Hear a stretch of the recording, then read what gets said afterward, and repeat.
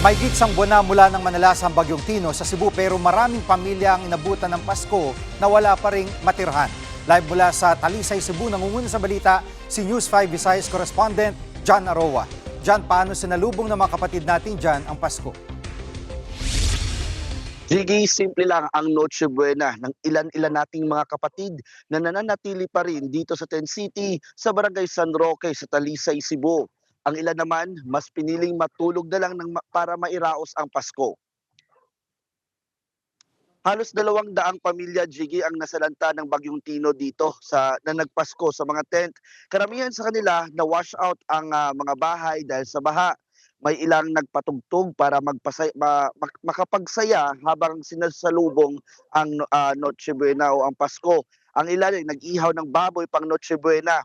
Aminado naman ng ilan nating mga kapatid na bakwit na hirap sila sa sitwasyon kaya hiling nila ngayong Pasko na magkaroon ng disenteng malilipatan. Pakinggan natin ang pahayag ng ilan nating mga kapatid. Kami dito, sir, sa lahat ng nandito sa Ten City, sir, wala pong ibang hiling, sir, kundi para maayos na tirahan. Kasi para kapag umuulan ng malakas, hindi na kami masyadong mag-alala. Yung inisip ko. Tapos babangon kami ulit ng unti-unti para makapatayo kami ng maliit, kahit maliit na bahay, sir.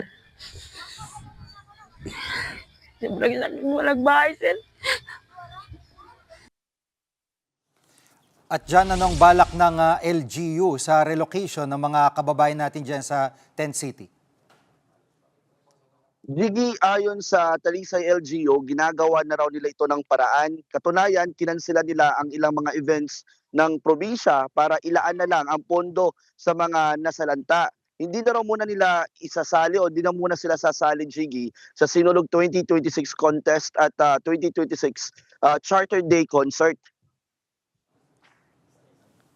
At sa mga oras na ito, Gigi, makikita din natin sa ating paligid na tahimik itong tent city. At dito sa aking likuran, may mga bakwit dito na nasa labas ng kanilang mga tent.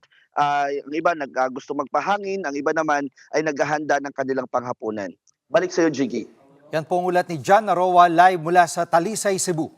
Mga kapatid, Jig Manikad po, pagdating sa mahalagang balita sa loob at labas ng bansa, dapat una sa lahat, mag-follow at mag-subscribe na sa social media pages ng News 5.